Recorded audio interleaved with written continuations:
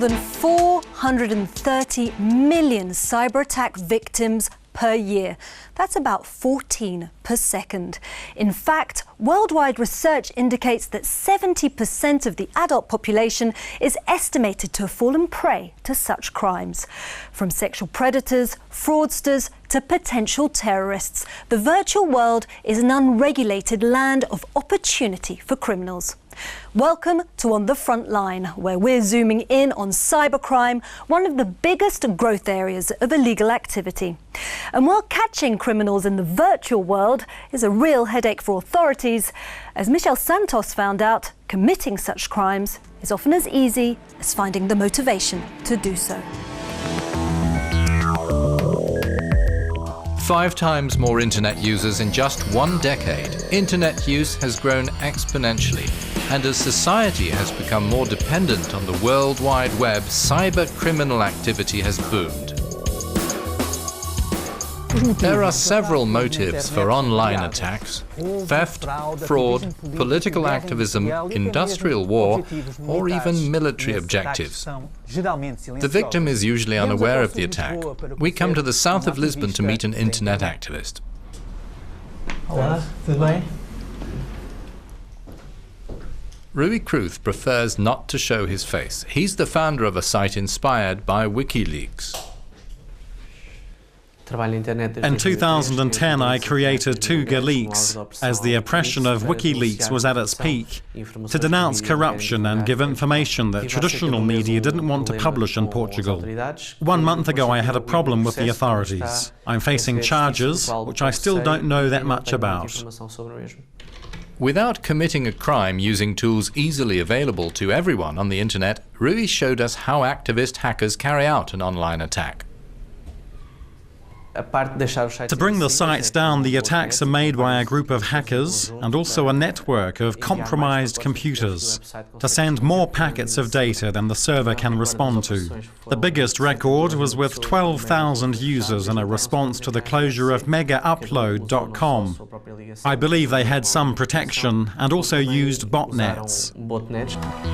What makes cybercrime all the more difficult to prevent is that it operates in a borderless virtual world, and that many countries have no legislation recognizing online crime.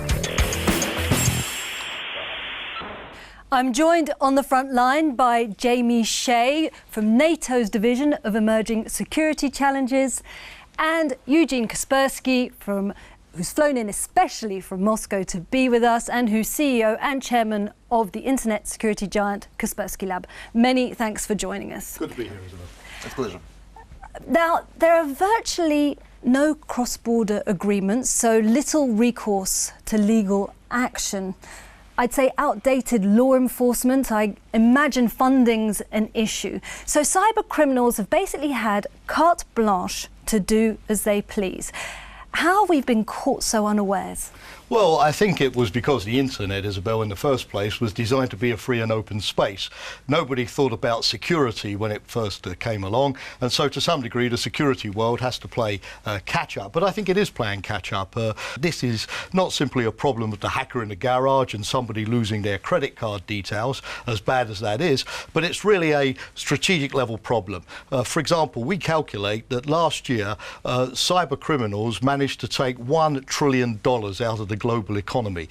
That puts cyber crime at the level of the international drugs trade. There are 3 main forms of online illegal activity. There's virus and malware. Basically, that's when your computer can be kind of crashed into and corrupted and information stolen, account details taken, and that accounts for more than 50%. Then there's what's known as phishing and smishing, and that's when credit card details, passwords and usernames are stolen via computers and mobile phones. And 20%, that's about 20%, and then other scams account for a bit more than 10%. My question to you, Mr. Kaspersky, is we know who the victims are, But who are these invisible criminals? They're different groups. They're individuals. Sometimes they are groups of people, and well, actually they organize, but they organize it not like mafia. So it's like businesses. They're independent. Maybe they don't know each other. They know only nicknames to connect each other in the internet. So that's the criminals. But another group is so-called hacktivists, which they're just protesting. They run distributed attacks. They steal information and publish this information simply because they don't like someone or some organization. So it's a second source of all these attacks.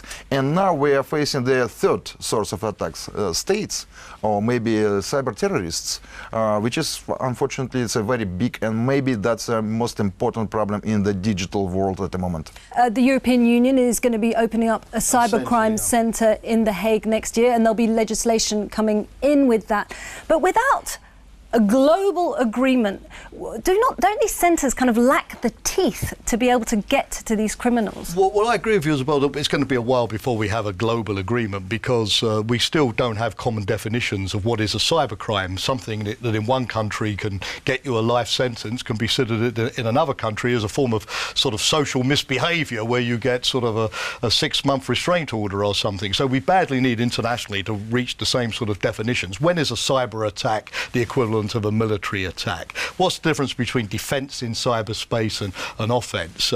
What are the definitions of crimes? But it's clear, one single principle: what is not permissible in the real world, whether it's theft, violence, should not become permissible because it takes place in the virtual world. We need to put the same standards into cyberspace. Just before we move on to the terrorism issue, Mr. Kaspersky, this is a contentious issue, I guess, the business you're in, because people will say, well, while these criminals are raking in billions of euros, software giants like yourselves are also making a lot of money and possibly feeding the fear about the cyber world. What do you say to that? I think you miss the prediction and scare, because, well, in most of cases we predict we predict very bad things, but they become true. And actually, we were speaking about internet wars before it happened. We were talking about the global internet attacks before it happened. I started to talk about cybercrime on the very 10, 12 years ago, and we got the idea of cyber weapons and critical cyber attacks also before it happened. But actually, the security experts, not all the time they just want to scare people. It's not the business of scare. Well, then let's watch this video. Then it's probably the right moment to watch the video. Cyber terrorism, fact or fiction?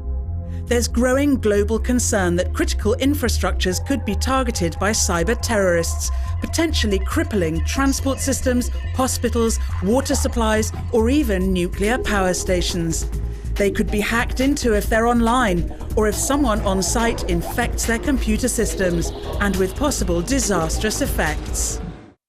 A priori, aujourd'hui, toutes les infrastructures sensibles, que ce soit autour de Theoretically, today all sensitive infrastructures are vulnerable. I'm talking about infrastructures around water, energy, transportation, rail or aviation, that use tools unfortunately connected, if I can say it like that, to the internet. And why are they vulnerable? First, because there are potential targets. Secondly, due to the fact that security levels against an attack from the outside are not strong enough.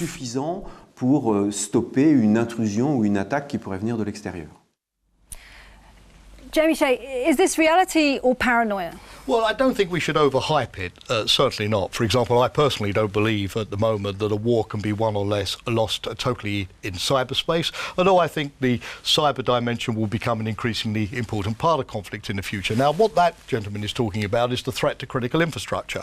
But threats to critical infrastructure can come from storms, freak weather conditions, flooding, earthquakes. Look at the Fukushima nuclear power plant in Japan last year, as much as from cyber attacks. And we need to have, therefore, certain standards of protection protection of our critical infrastructure, both against cyber attacks and these kind of freak conditions. Yeah, is this getting the attention it deserves? 100% agree with you. So this is the cyber weapons, cyber attacks. They have to be managed in the same way as biological or chemical weapons or nuclear weapons, because at the moment there is no protection against cyber weapons. You are talking about the standards and international regulation for that.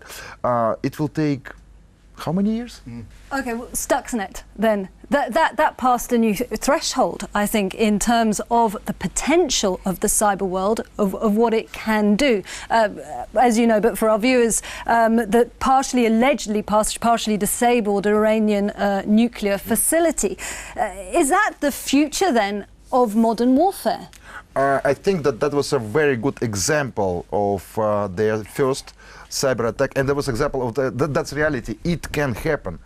That was just a proof that cyber weapon is reality.